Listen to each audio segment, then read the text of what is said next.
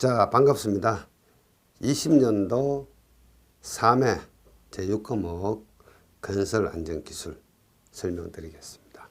101번 문제부터 가겠습니다. 자, 101번 문제는 콘크리트 타설을 위한 급부집 동발의 구조 검토 시 가장 선행되어야 할 작업은, 자, 이런 문제인데, 이것은 토목 건축에서 구조와 관련된 내용들입니다. 자, 제가 간단하게 콘크리트 타설 모양을 아주 단순하게 하나 그려보겠습니다. 자, 이런 곳에다가 이런 형태의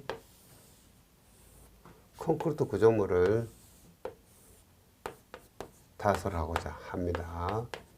자, 그러면은 여기에 우리는 해야 될 것들이 있습니다. 자, 뭐가 있냐 하면은 여기에 이렇게 거푸집이 들어가고, 여기에도 거푸집이 들어가고, 여기에도 거푸집이 들어갑니다.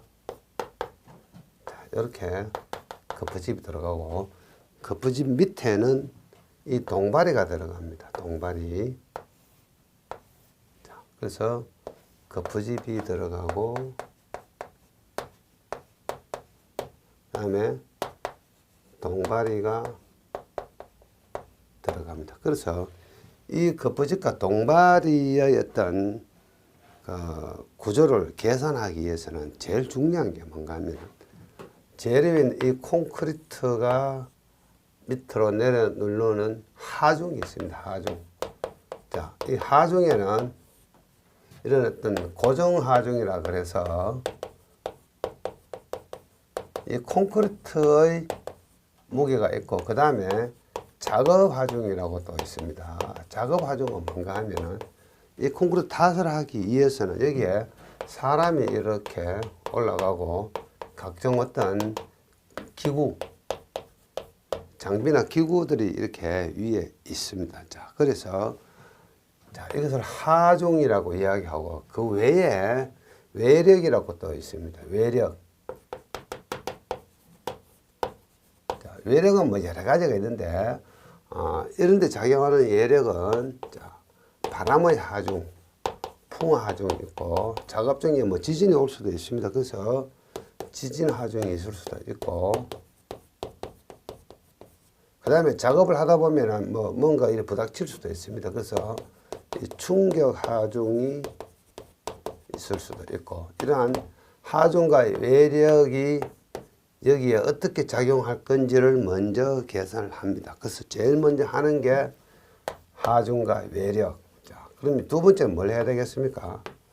하중과 외력이 이 거푸집에 미치는, 또는 이 동발에 미치는 응력 계산을 합니다. 응력. 자, 만약에 하중이, 전체 하중이 W를 하면은 이 W를 이 부분이 만나는 어떤 면적으로 나누어 주면은, 자, 이것은 응력이 되는데, 이 응력은 어떻게 보면은 단위가 킬로그램, F per 제곱센티미터라든가 이런 단위로 형성이 됩니다. 그래서 단위 면적당에 적용하는 힘을 응력이라고 이야기합니다. 그래서 이 응력이 계산이 되면은 이 응력을 거푸집과 동발에 어떻게 받을 건지 단면 계산을 하게 되고, 자, 단면 계산에 따라 가지고 동발을 어떻게 몇 개를 할 건지 어떤 배치, 그리고 거푸집 이 판, 거푸집 너리라고 이야기합니다. 이 거푸집 너리 두께는 얼마나 할 건지 이런 것들을 계산을 하게 됩니다. 자, 그래서 이 문제에서 가장 먼저 하는 게 뭐라고요?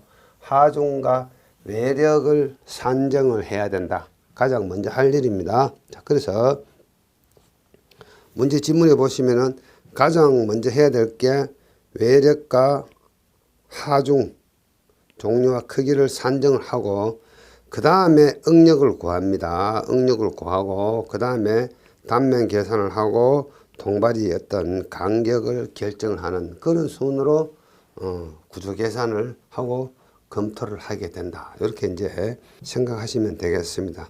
지금은 이렇게 이제 가장 선행되어야 할 작업은 이렇게 출제가 되었지만은 다음에는 어떻게 출제될 수 있습니까? 순서. 그래서 구조검토 순서, 이런 문제가 나올 수도 있습니다. 자, 그러한 경우에는 하중 계산, 응력 계산, 단면 및 배치 간격 계산을 한다. 이렇게 여러분들은 답안을 적어주시면 멋진 답이 될 수가 있습니다. 자, 102번. 다음 중 해체용 작업용 기계 기구로서 거리가 가장 먼 것은, 자, 우리가 구조물을 해체를 한다. 자, 그 구조물 건물을 해체하고 그 부지에다가 다른 건물을 짓기 위해서 해체하는 장비나 기계를 이야기하는 겁니다. 자, 여기서 진동 논란은 뭡니까? 흙의 다짐 장비입니다. 다짐 장비. 흙을 다지는 장비입니다. 구조물 해체하고는 전혀 상관이 없죠. 자, 그 다음 103번 문제로 갑니다. 자, 103번 문제는 뭡니까? 급식 동발 등을 조립하는 경우에 준수해야 될 안전조치 기준으로 옳지 않은 것은, 자, 여기에 동발이 시공을 한다 그랬습니다. 자, 동발이 시공을 할 때, 자, 동발이는 강가는 높이 2m 이내마다 수평 연결재를 2개 방향으로 만들고 수평 연결재의 변이를 방지할 것. 자, 여기 보시면은 이 단면인데, 자, 동발이는 저 안쪽에도 동발이가 이렇게 또 설치가 되겠죠. 여기도 안쪽에 동발이가 이렇게 설치가 되겠죠. 자, 그러면은 이렇게 동발이가 설치되면 동발이는 어떻습니까? 2m 이내마다 수평 연결재. 자, 요렇게 연결을 하고, 요렇게 연결을 하고, 이런 수평 연결재를 어떻게 해요? 한 방향, 두 방향, 한 방향, 두 방향, 이런 식으로 2개 방향으로 만든다. 맞는 이야기입니다. 자, 그 다음에 동발으로 사용하는 파이프 서포트는 3개 이상 이어서 사용하면 안 된다. 자, 결국은 이 동발에는 1개, 2개만 이어서 사용을 해야 됩니다. 3개는 이어서 사용할 수가 없습니다. 자, 그 다음에 동발으로 사용하는 파이프 서포트를 이어서 사용할 경우에는 4개 이상의 볼트 또는 전용 철문을 사용할 것. 자, 이런 동발에는 파이프로 되어 있는데, 자, 이 동발의 구조가 어떻게 되어 있냐 하면은 여기다 그리겠습니다. 자, 요런 동발이가 있으면은 파이프로 되어 있는데, 여기 이렇게 사각형의 판이 이렇게 달려 있고, 여기도 사각형의 판이 이렇게 달려 있습니다. 그래서 여기 구멍이 4개가 있고, 전부 다 어떻게 볼트로 연결을 합니다. 자, 이렇게 하는 경우도 있고, 자, 요렇게 해서 요런 식으로, 자, 암수가 나누어져 있고, 여기서 이렇게 핀이 이렇게 있어가지고, 이렇게 연결하는 전용 철물로 할 수도 있습니다. 자, 근데 우리가 규정상 동발이의 이음은 어떻게 한다고요? 동발이 이음은 서로 맞대미음을 한다. 이렇게 되어 있습니다. 자, 여기서 중요한 것은 4개 이상의 볼트. 자, 볼트 하면 당연히 4개 하는 거 아닙니까? 자, 그 다음에 교차 가시를 설치할 것. 자, 여기서 옳지 않은 것은 동발으로 사용하는 강간틀과 강간틀 사이에는 교차 가시를 사용할 것. 자, 103번에서는 자, 우리가 여기서 교차 가시라는 말은 뭔가 하면은 서로 어긋나게 경사 방향으로 설치하는 어떤 브레이싱 개념을 가시라고 이야기할 수가 있습니다. 자, 그래서 이 103번 문제가 만약에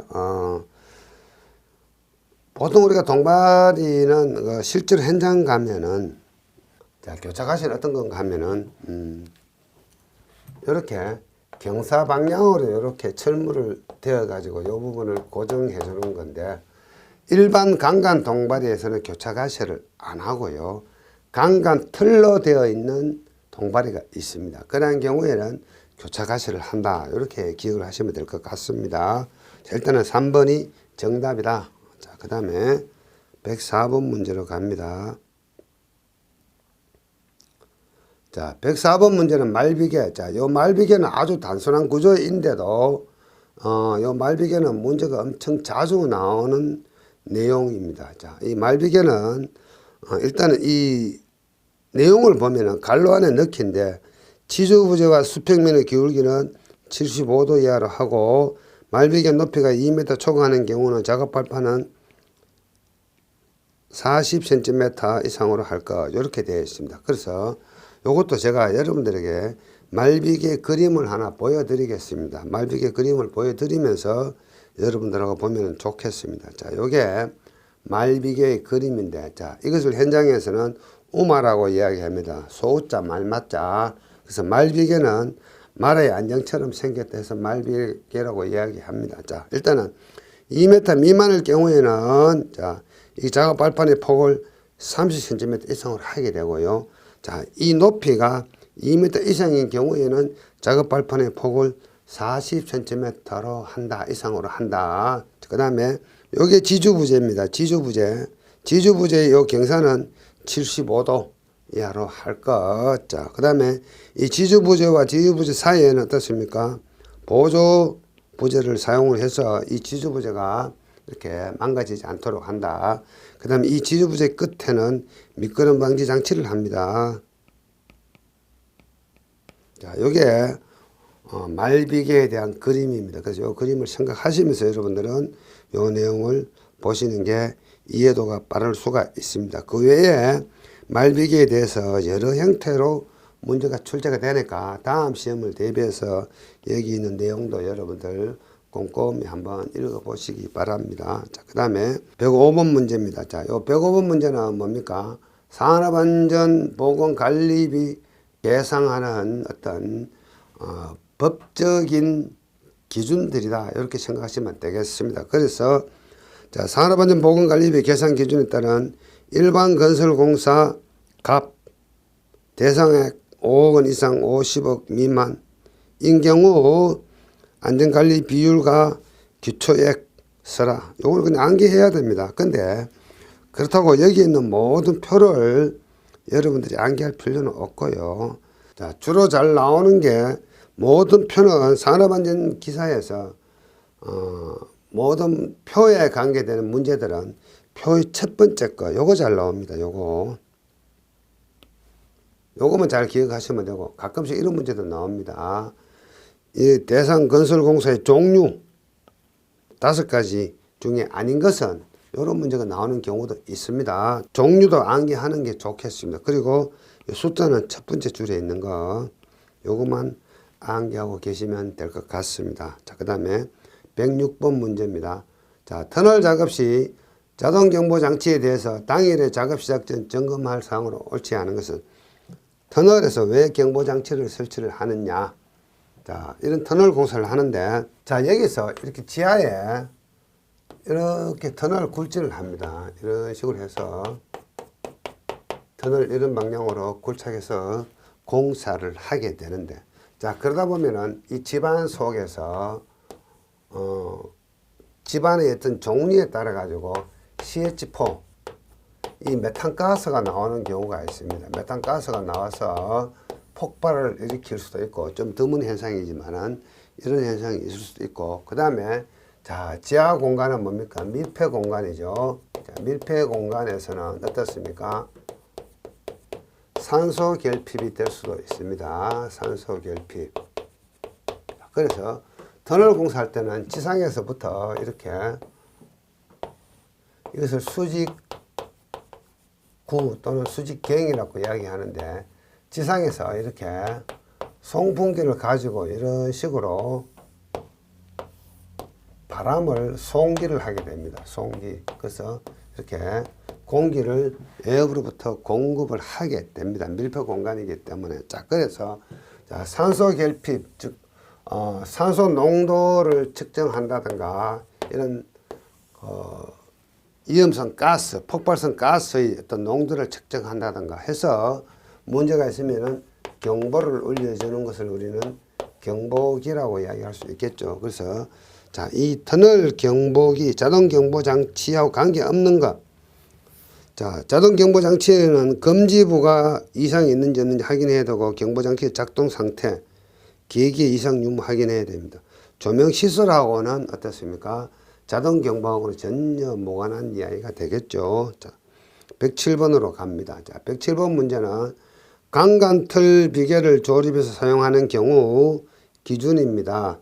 자, 길이가 띠장 방향으로 몇 미터 이하이고 높이가 몇 미터 초과하는 경우에는 몇 미터 이내마다 띠장 방향으로 버팅 기둥을 설치할 것. 자, 띠장 방향으로 4m, 높이가 10m, 그 다음에 요거 10m, 요게 답이죠. 자, 요것은 법규적인 내용이기 때문에 여러분들은 요것은 법에 있는 내용을 그대로 따라가셔야 되는데, 자, 그러면 여기서 말하는 강간틀 비계가 뭐냐? 자, 요게 강간틀 비계가 되겠습니다. 요 강간틀 비계. 자, 요것이 강간틀입니다. 요거 공장에서 만들어 오죠. 여기서 강간틀이 이렇게 있으면은 마주보고 강간틀을 설치하고 여기에 이렇게 철물들을 설치를 하고 발판을 설치하고 가세, 요게 교차 가세입니다. 가세를 설치를 합니다. 그래서 여기서 여기까지의 어떤 길이 개념과 이 높이 개념에 따라 가지고 어떻게 하느냐. 자, 띠장 방향으로 요것들이 전부 띠장인데 벽체에서부터 띠장 쪽으로 어떻습니까? 이 버티는 기둥을 설치해서 이 강간틀 비계가 뒤로 넘어지지 않도록 하는 조치, 이것을 이야기하는 겁니다. 자, 그래서 다시 한번 보겠습니다. 띠장 방향으로 4m 이하이고 높이가 10m 이상일 경우에는 버틴 기둥을 10m 이내마다 설치를 한다. 이렇게 이제 생각하시면 되겠고, 108번 문제, 이것도 마찬가지입니다. 이것은 엄청 자주 나오죠. 자, 집안의 종류에 따라 가지고 굴착면의 기울기 기준으로 옳은 것은, 자, 이것은 뭡니까? 요 숫자들을 암기해야 된다고 말씀을 드렸죠. 자, 요 내용들입니다. 자, 요것도, 자, 보시면은, 자, 우리 교재와 좀 다르게 순서를 여러분들, 흙인 경우에는 건습 사질도 또는 모래라고 얘기해야 됩니다. 그 다음에 경연, 풍암, 요것들은 안반입니다. 그래서, 자, 건지일 경우가 습지일 경우보다 더 안전합니다. 그 다음에 경암일 때가 연암일 때보다도 풍암일 때보다도 더 안전합니다. 그래서 안전할수록 이 경사도를 더 급하게 해도 됩니다. 자, 1이면은, 자, 경암인 경우에는 여기 0.3이면 됩니다. 근데 연암은 좀 불안정하니까 요 폭이 좀 더 넓어지겠죠. 그래서 이런 경우에는 얼마요? 0.5 정도로 합니다. 요거죠. 요거. 그 다음에 풍암일 때는 연암보다 더 불안하니까 요 폭을 0.8까지 이렇게 한다. 요 그림하고 요 숫자를 보시면은 여러분들은 쉽게 암기를 할 수가 있습니다. 자, 0.3, 0.5, 0.8. 3 더하기 5는 8이 되네요. 우연히. 자, 건지는 안전하니까 0.5나 1.1. 0.5나 1 정도 건지는 안전하니까. 자, 습지는 불안정하니까 1이나 1.5 정도 한다. 자, 사질도는 의외로 흙 자체는 단단하지만은 안식각이라 그래가지고 흙을 쌓아놓으면 잘 흘러내리는 게 모래입니다. 그래서 모래는 충분한 폭을 줘야 됩니다. 1.5 정도 준다. 이렇게 생각을 하시면 되겠습니다. 그냥 무작정 암기하는 것도 중요하지만은 이런 원리를 알고 암기하면 암기가 쉽죠. 자, 0.358 이렇게 암기를 하는 겁니다. 3 더하기 5는 8이 되더라. 이해되시겠죠? 자, 암기도 요령이 있습니다. 109번 문제로 가겠습니다. 자, 동력을 사용하는 항타기 또는 항발기에 대해서 무너짐 방지. 주소상으로 옳은 것은 사실은 지금 제가 여기에 있는 내용을 보면은 잘 이해가 사실은 안 돼요. 실제 현장에서는 이렇게 안 합니다. 실제 현장에서는 이런 방식으로 항타, 항발기를 가동하지 않습니다. 그렇지만은 자, 법규에 그렇게 나와 있기 때문에, 자, 여기서 여러분들이 좀 생소한 단어들이 많이 나옵니다. 연약 집안에 설치하는 경우에는 각부, 가대의 침하를 방지하기 위해서 깔판, 깔목 등을 설치할 것. 자, 우리가 이렇게 합니다. 자, 여기 집안에 있으면은 연약하든 하지 않든 항타기나 항발기를 사용할 때는 여기다가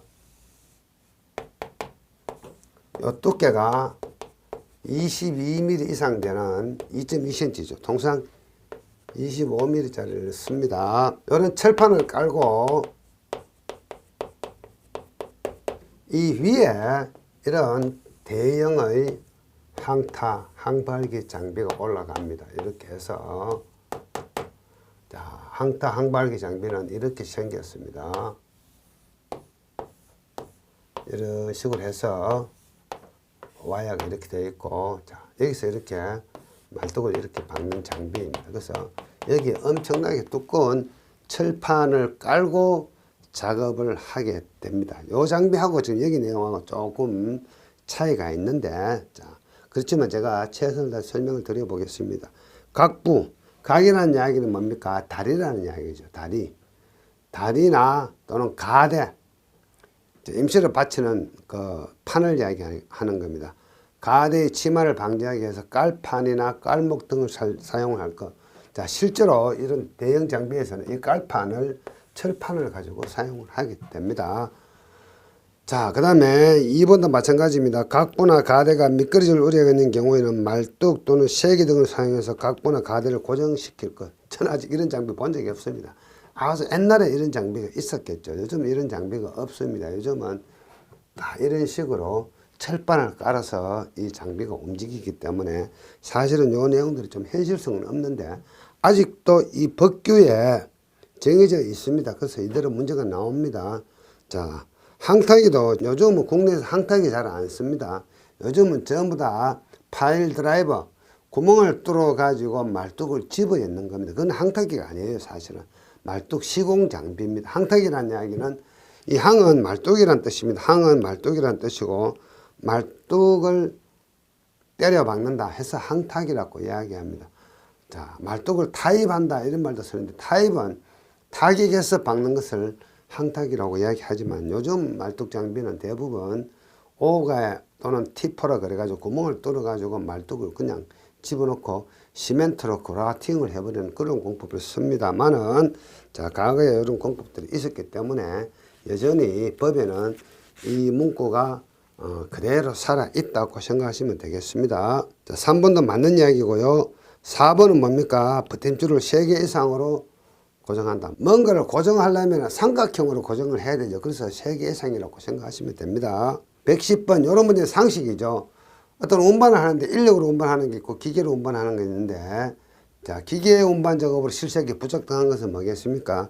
이 치근머리 복잡하고 형상이 성질이나 크기가 다양한 그런 어떤 물건들은 기계로 하기가 쉽지 않죠. 그래서 인력으로 합니다. 그 다음에 터널 등의 건설 작업을 하는 경우에 낙반, 이 방지 조치와 거리가 먼 것은, 자, 이것은 뭔가 하면은, 자, 이런 터널이 있는데, 자, 조금 전에 제가 그림 하나 그려드렸죠. 자, 이렇게 해서 지하에 이렇게 터널을 합니다. 이런 방향으로 터널을 굴절합니다. 이거 단면을 그려보면은, 이렇게 단면이 엄청 크겠죠. 자, 요 단면을 좀 확대해서 그려보면, 이런 단면이 되겠습니다. 그래서 이 터널 굴착하다 보면은 이 상부에는 이렇게 안반 속에 균열이 있습니다. 균열. 이것을 우리는 전리라고 이야기합니다. 전리. 그래서 전리가 이런 식으로 발달이 되어 있는데, 자, 그러다 보면 요 암들이 어떻습니까? 여기 전리가 있으니까 여기 밑으로 이렇게 떨어지겠죠. 이것도 마찬가지입니다. 요것들이 이렇게 떨어지겠죠. 이것을 우리는 암반이 떨어진다 해서 낙반이라고 이야기합니다. 낙반. 자, 이거 방지 대책, 낙반 방지 대책을 이야기하는 겁니다. 그래서 첫 번째, 터널 지보공을 설치한다. 여기서 터널 지보공은 가장 대표적인 게 콘크리트를 칩니다. 여기다가 아주 얇게 콘크리트를 뿜어서 붙이는데 이것을 콘크리트라고 이야기합니다. 콘크리트. 그 다음에 콘크리트를 치고 나면은 여기다가 굵은 철근을 박습니다. 즉 체막대기를 박는데 그것을 우리는 이렇게 해서 박아주는데 이런 방향으로 요거 색깔이 안 보이니까 파란색으로 하겠습니다. 이런 식으로 이렇게 박아줍니다.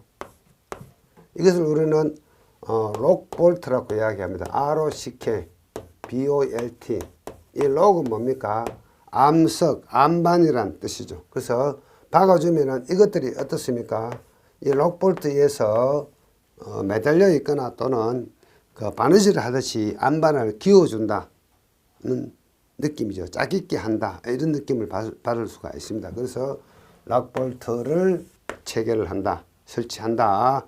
그 다음에 콘크리트하고 록볼트는 터널 지부공에 해당이 됩니다. 자, 그 다음에 최종적으로 여기에다가 강지부라는 게 있습니다. 강지부, 강제로 해서 이렇게 받쳐줍니다. 이것을 우리는 강지보다 이렇게 이야기합니다. 강지보 해주고 최종적으로 여기에다가 콘크리트를 한 번 더 쳐주고 콘크리트를 이렇게 쳐서 최종적으로 터널을 만들게 되는데, 자, 이때 터널 지보공은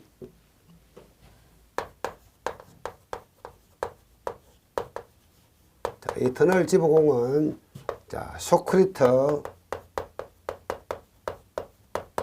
그 다음에 록볼트, 강제로 만든 강제 지보, 이것들을 우리는 터널 지보라고 이야기를 합니다. 자, 결국은 뭡니까? 록볼트는 터널 지보공의 한 종류에 해당이 되는 거죠. 울타리하고는 전혀 상관이 없습니다. 그 다음에 부석의 제거. 자, 여기서 이 터널 시공할 때 발파를 하게 되는데, 발파를 하면은 눈에는 이 돌들이 이렇게 붙어 있는데, 여기에 붙어 있는데, 여기 돌들이 이렇게 붙어 있는데, 떠 있는 돌, 완전히 딱 붙어 있지 않고 발파를 하다 보면은 다시 금이 가가지고 곧 떨어질 것 같은 암석들이 있는데, 그것을 우리는 부석이라고 이야기합니다. 부석. 그래서 안에서 백호 브레이커라 부석을 이렇게 약한 힘을 주어 가지고 톡톡톡 쳐서 전부 미리 사전에 떨어뜨립니다. 이것을 우리는 부석을 제거한다 이렇게 이야기합니다. 그래서 부석 제거, 락볼트 설치, 터널 지붕 설치는 맞는 말이고 울타리 설치는 상관이 없습니다. 자, 112번 문제로 가겠습니다. 자, 이 문제는 여러분들이 이제 아주 자주 만났을 겁니다. 장비 자체보다 높은 장소의 땅을 굴착하는 것. 자, 파워 쇼벨입니다. 자, 드래그 라인은 낮은 장소였죠. 낮은 장소. 불도저는 뭡니까? 그냥 땅을 굴착해서 밀고 가는 장비고, 크람쉘은 뭡니까? 수중이나 깊은 곳, 좁은 장소에 해당이 되는 거였죠. 자, 요것도 여러분들 많이 보셨을 겁니다. 또 보여드리겠습니다.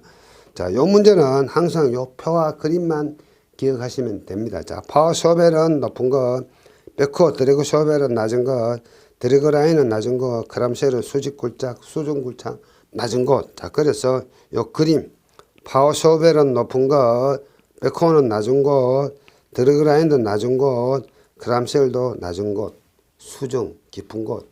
요것만 잘 생각하시면 이와 관련된 문제는 여러분들이 다 풀어보실 수가 있습니다. 그 다음 113번 문제입니다. 이것도 법규에 나오는 거죠. 사다리식 통로의 길이가 10m 이상일 경우에는 5m 이내마다 계단 참을 설치한다. 계단 참은 뭐죠? 먹는 참이 아니고, 자, 계단 참은 이런 걸 이야기하는 겁니다. 자, 여기에 계단이 이렇게 있는데, 계단이 쭉 가다가 계속해서 올라갈 수가 없습니다. 그래서 사람이 이런 쉬어가는 공간, 평평한 공간을 만들어 주고 여기 다시 이렇게 올라가야 되겠죠. 이것을 우리는 참이라고 이야기합니다. 계단 참. 자, 요 계단 참은 5m 이내마다 설치한다. 이렇게 기억을 하시면 될 것 같고, 그 다음에 114번 갑니다. 자, 114번 요거는 어떻습니까? 역시 산업안전기사에서 단골 문제죠. 추락 방지망 설치 시 방망의 신품과 폐기시 인장 강도는 항상 나오는 거죠. 그때 그물코의 크기가 얼마냐에 따라가 달라지죠. 그래서 그물코의 크기 10cm, 5cm에 따라 가지고 자 240, 200, 110 갈로 안에는 폐기할 때 강도 값이죠. 그래서 이 방망사 신품에 대한 강도하고 폐기시 강도에 대한 문제는 아주 자주 나오는 거죠. 자, 그 다음에 115번 들어갑니다. 타워 크레인 이야기입니다. 타워 크레인을 자 자릿고란 이야기는 스스로 넘어지지 않고 서 있을 정도의 높이를 자릿고라고 이야기합니다. 자, 설치할 때 지지 벽체가 없어서 와이어로프를 지지하는 경우 준수상으로 옳지 않은 것은, 자, 우리가 건설 현장에서 이런 타워 크레인은 두 가지 방법으로 시설을 합니다. 자, 첫 번째는 여기 이렇게 아파트나 건물이 이렇게 올라가면서 여기에 타워 크레인을 이렇게 설치를 하는데, 이런 형태로 타워 크레인이 이렇게 설치가 됩니다. 자, 요걸 우리는 마스터라고 이야기합니다. 마스터. 자, 요 앞에 있는 요거는 지브라고 이야기합니다. 지브. 자, 앞에 있는 것이 메인 지브입니다. 메인 지브. 요 뒤에 있는 지브가 있는데 요거는 카운터 지브라고 이야기합니다. 카운터 지브. 자, 요런 경우는 어떻습니까? 일정 간격마다 이 벽체에다 이렇게 지지를 합니다. 이렇게 앙카를 설치해서 잡아주는 방식. 이것은 벽체 지지 방식입니다. 어떤 경우는 도저히 벽체에 지지할 수 없을 경우에는 그냥 홀로 세워놓죠. 홀로 이렇게 서 있을 수밖에 없습니다. 마스터를 이렇게 설치하고 이렇게 해서 혼자서 이렇게 서 있을 수밖에 없습니다. 이러한 경우에는 와이어 로프를 이렇게 지지를 합니다. 와이어 로프 개수는 이렇게 해서 4개로 해서 지지를 하게 됩니다. 자, 이 내용을 가지고 이야기하는 내용들이죠. 자, 와이어 로프를 고정하기 위해서는 전용 지지 프레임을 사용할 것. 자, 와이어 로프를 고정하기 위해서는 와이어 로프 고정하는 위치에는 이런 식으로 지지하는 프레임이 있습니다. 프레임. 전용 지지 프레임을 가지고 해야 된다. 이런 내용이고, 그 다음에 와이어 로프 설치 각도는 수평면에서 60도 이내로 할 것. 자, 이때 이 각도는 60도 이내로 할까, 이런 뜻이 되겠고, 그 다음에 3번 와이어 로프와 그 고정 부위는 충분한 강도와 장력을 갖도록 설치하되 와이어 로프를 클립, 사클 등의 기구를 사용하여 고정하지 않도록 한다. 이게 틀렸죠. 고정하도록 한다. 이렇게 해야 됩니다. 그래서 자, 이러한 경우는 어떻습니까? 자, 이런 부분들에는 전용 철물 와이어 로프를 클립, 사클 등의 기구를 사용해서 고정을 해야 됩니다. 고정하지 않도록 하는 것이 틀렸죠. 그 다음에 와이어 로프가 가공 전선, 전기선에 닿으면 안 되죠. 감전되죠. 그래서 이런 것들은 뭐 몰라도 되는데 요 문구만 잘 찾으시면 답을 찾으실 수가 있습니다. 자, 요것도 제가 여러분들에게 자료를 드립니다. 그래서 요것도 이 자료를 프린트 하셔가지고 여러분들이 참고 삼아 좀 읽어보시면 좋겠죠. 자, 요것들이 지금 타워 크레인의 각종 어떤 부품이고, 자, 여기는 요 그림이 벽체에다가 지지하는 벽체 지지 방식입니다. 자, 그런데 여기 보시면은 요런 식으로 고정용 프레임이 설치가 되어 있죠. 자, 그래서 로프 지지 방식도 마찬가지입니다. 요 위치에는 요런 식으로 전용 지지 프레임을 설치를 합니다. 요것들이 여기에 설치되는 거죠. 요 부분에. 그래서 와이어 로프를 이렇게 잡아서 당겨 줍니다. 그리고 요 바닥에는 어떻습니까? 요 바닥에는 자, 전용 어떤 철물을 사용해서 확실하게 고정을 해야 됩니다. 그리고 요 각도는 얼마라고요? 60도 이내로 해주라. 요게 타워 크레인을 어떤 설치를 할 때 그 기준들이다. 이렇게 생각하시면 될 것 같습니다. 자, 그 다음에 몇 번 문제입니까? 116번 문제네요. 자, 토질 시험 중에 연약한 점토 집안의 점착력을 판단하기 위해서 실시하는 현장 시험은, 자, 우리가 토질역학에서 점착력은 C라고 표현하는데 이것을 점토흙의 강도라고 이야기합니다. 전당 강도라고 이야기합니다. 우리가 전당 강도씩 타우 F는 C 플러스 시그마 탄젠트 파이라고 적는데 순수한 점토인 경우에는 이 파이 값이 제로가 되기 때문에 타우 F는 C가 된다. 그래서 이 C는 점성토가 많은 흙의 강도 값이 되는데 이 강도 값을 측정하는 방법이 베인 테스트입니다. 자, 그래서 이 베인 테스트는 아주 약한 흙 10m 이내의 연약 점토 집안에 사용이 되고, 하중 제하 시험은 PBT라 그래가지고 평판 제하 시험인데 흙의 강도를 측정하는 시험이 아니고, 자, 여기에 어떤 건물을 하고자 합니다. 자, 건물을 하고자 하면은 이 건물의 무게가 이렇게 내려놓겠죠. 그래서 이 무게를 견디는 힘을 지지력이라고 이야기합니다. 또는 지내력이라고 이야기하는데, 이 지내력을 확인하기 위해서 여기다가 어떤 판을 대고 시험을 하는데 그것을 우리는 평판 제하 시험이라고 이야기합니다. 평판 제하 시험. 그래서 이 제하 시험에는 뭐 평판 제하 시험이 있고 구멍을 뚫어서 하는 공내 제하 시험이 있는데 통칭해서 제하 시험이라고 이야기합니다. 이것도 현장에서 하는 거고, 자, 삼축 압축 시험은 실내 실험실에서 흙의 전당 강도를 측정하는 방법이고, 요때 삼축 압축 시험은 점토뿐만 아니고 모래질 흙도 시험이 가능하다고 생각하시면 되겠습니다. 그래서 배인의 모양은 이렇게 생겼는데 여기서 배인이란 뜻은 뭔가 하면은 날개라는 뜻입니다. 날개.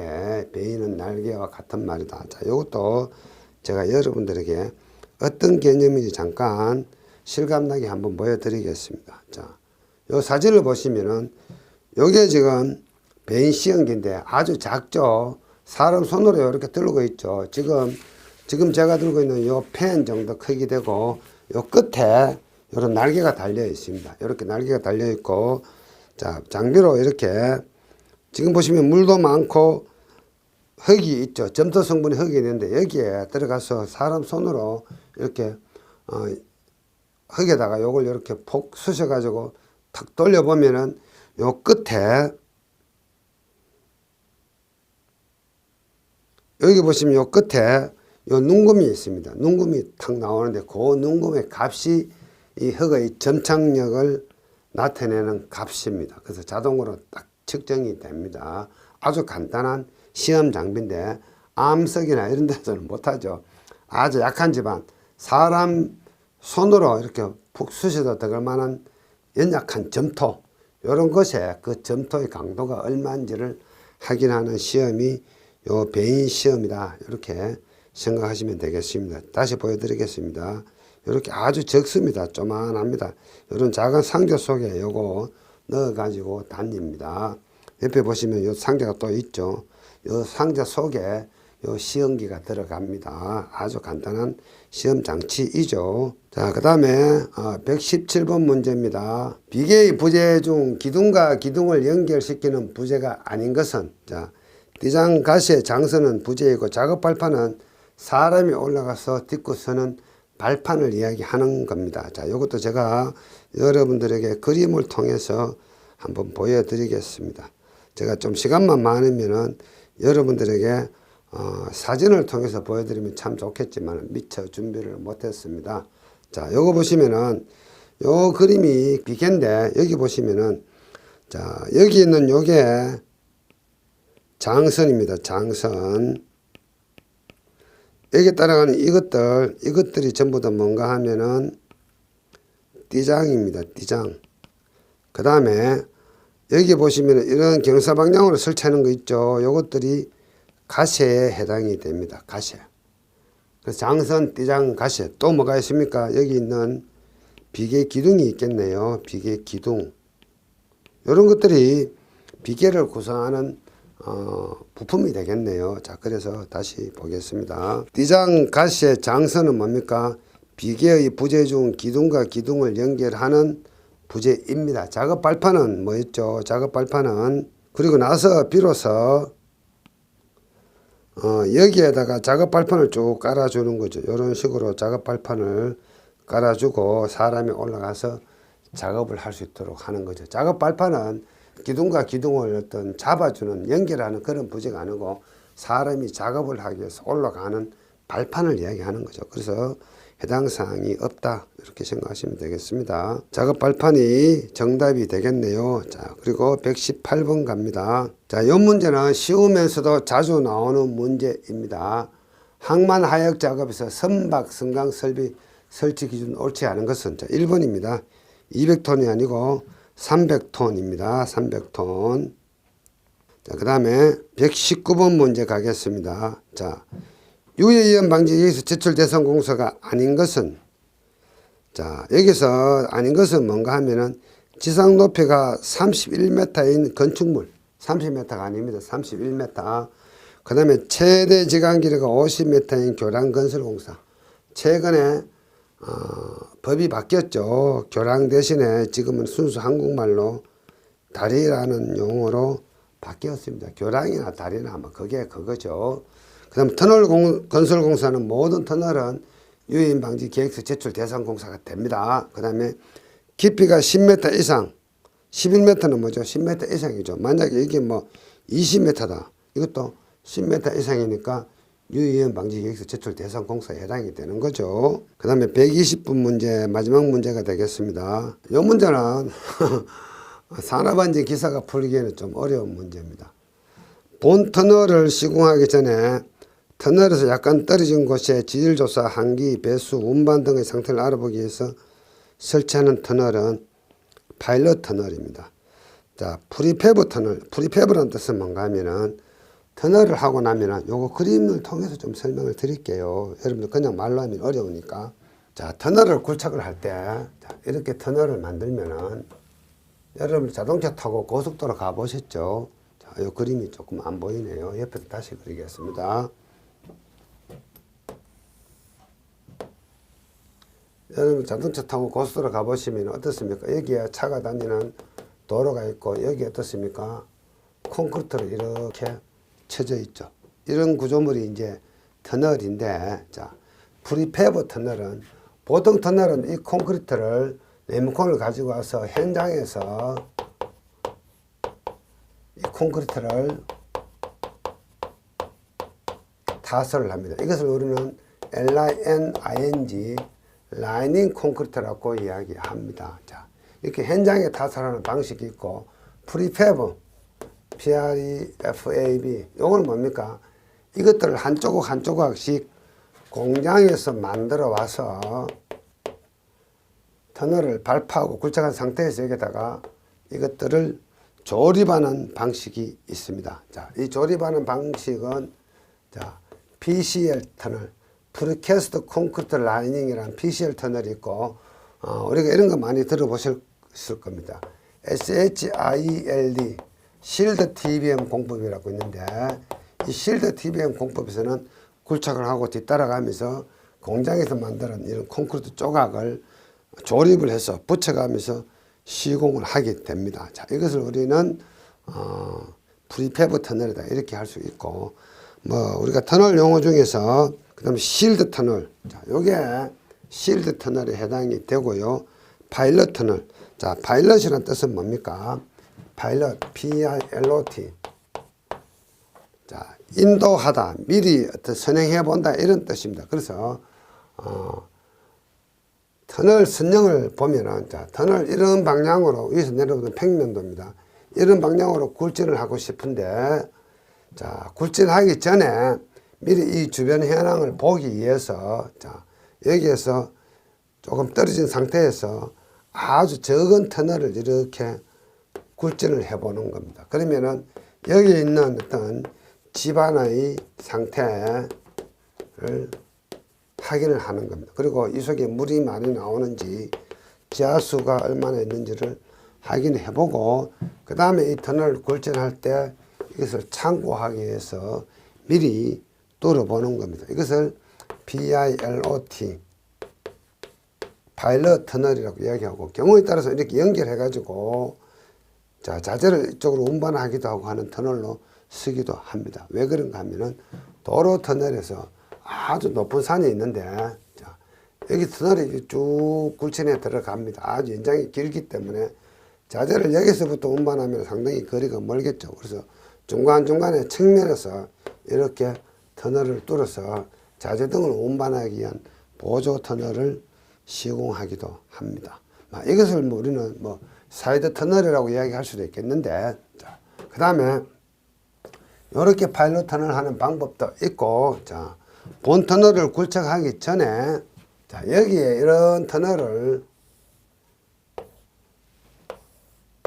여기서부터 이렇게 굴진하고 싶을 때 이렇게 큰 단면 터널을 시공을 해야 되는데 미리 여기다가 조금 작은 단면의 터널을 먼저 시공을 하죠.